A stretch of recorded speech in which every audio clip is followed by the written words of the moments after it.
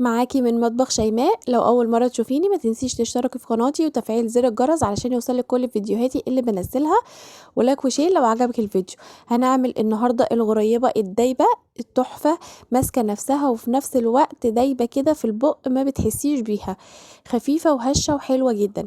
بس تابعيني علشان خاطر تعرفي كل التريكات وتعرفي كل الأخطاء اللي ممكن تقعي فيها، وإن شاء الله هتطلعي أحلى غريبة. شايفين المنظر، شايفين الشكل، تحفة جدا بصراحة، تستاهل 1000 لايك. صح ولا مش صح؟ يلا بقى نخش على المقادير. المقادير سهلة جدا. معايا هنا نص كيلو من السمنة البلدي، دي سمنة بلدي متسيحة وبطلع منها المرطة، وبعدين ما هحط عليها ربع كوباية، ربع كيلو من السكر البودرة. يبقى انا معايا نص كيلو من السمنة البلدي، عليها ربع كيلو من السكر البودرة. السكر البودرة يكون منخول. بفضل اضرب لحد ما بحصل على القوام بالشكل دوت. عندك بقى مضرب كهربائي بايديكي، بالمضرب اليدوي بس هتتعب ايديكي شوية، بس هتطلعي نتيجة حلوة جدا. شايفين بقى اللهم بارك شكلها عامل ازاي، هشة وحلوة جدا جدا. وكمان اللون فتح جدا كمان اكتر.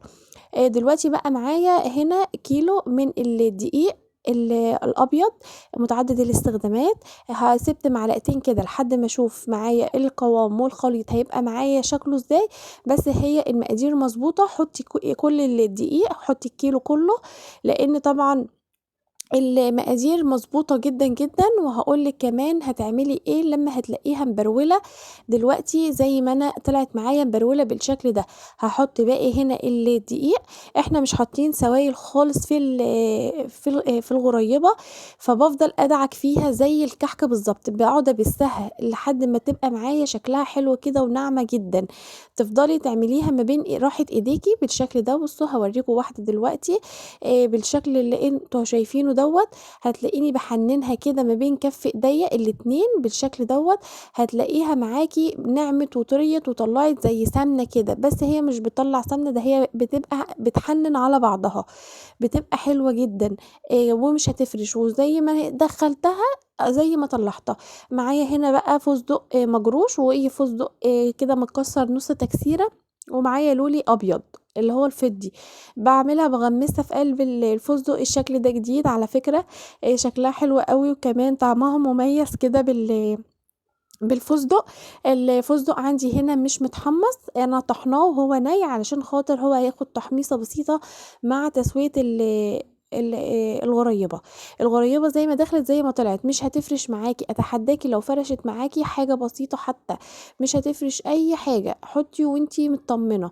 ايه بقى اللي هيخليها كمان تفرش؟ لو السكر كتير. انا دلوقتي حاطة السكر نص السمنة نص الدقيق. يعني عشان خاطر تبقي ماشية على طول بالمقادير دي، 1 2 4. تمام كده. دي مقادير الغريبة، وهسيب لكم كمان المقادير مكتوبة في صندوق الوصف عشان لو حابة ترجعي لها وتعملي لها سكرين.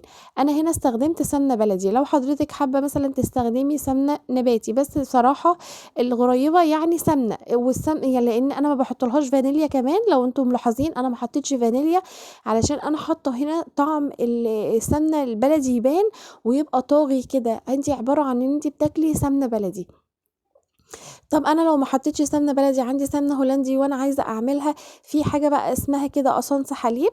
واحده زميلتي اسمها اسراء استعملتها وحلوه جدا وعملت بيها الموضوع دوت، وحلت كمان مشكله اللي هو السمنه البلدي، وعملتها بالسمنه الهولندي وحطت لها قصنص الحليب وطالعه في منتهى الجمال.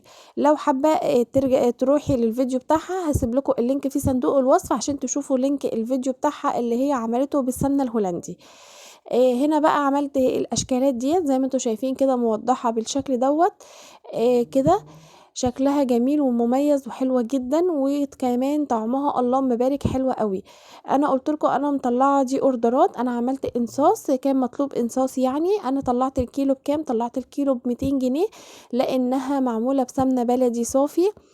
ف يعني هو كده المكسب يدوب عليها، لان طبعا احنا هنا مستخدمين فستق ومستخدمه لوز ومستخدمه اللولي كمان الشويه الصغيرين دولت عاملين 20 جنيه، والحاجة غالية.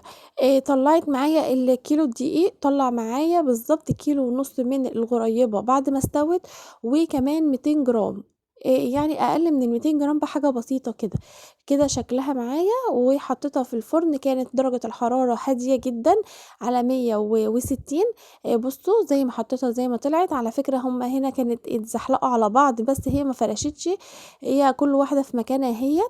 هنا بقى بُصّوا أنا ادّيت لها تحميصة كده بسيطة، باحب أدّيها التحميصة اللي هي اللون الأشقر الفاتح دوّة. حابة تطلّعيها تبقى بيضا خالص، هي كده أصلًا الغريبة ما بتحبش تاخد لون، بس عشان خاطر التحميصة دي بتدّيها حلوة أوي، وكمان بتبقى ماسكة نفسها كده، هي بتبقى دايبة على فكرة ما تقلقوش خالص، بس يعني بتخلّيها تبقى ماسكة نفسها شوية. شايفين اللهم بارك تحفة جدًا، بتتكلم عن نفسها، شكلها خرافي، وكمان طعمها أحلى وأحلى. بتجيبي السمنة البلدي بتقومي مسيّحاها على النار وحُطّي لها ذرة ملح، ذرة الملح بتحفظها وكمان بتعدّل الطعم جدًا في أي حاجة أنتِ بتعمليها. أنا كده قُلت لكم كل الحاجات اللي ممكن تقعوا فيها، ما تكتّريش السكر، ما تقلّليش الدقيق، الحاجات دي كلّها بتخلّيها تفرش. ماشية على المقادير مضبوطة، وأوعدِك إن شاء الله إنِّك هتطلّعيها تحفة جدًا. أتمنى بقى تحطّي لي لايك للفيديو، وشيّري الفيديو عشان أصحابِك يستفادوا، ويا ريت تسيبي لي كومنت حلو كده، علشان بافرح بكومنتاتكم، وقولوا لي رأيكم في الغريبة ديّة إيه، وكمان بتستخدموها كنتم بتعملوها إزاي.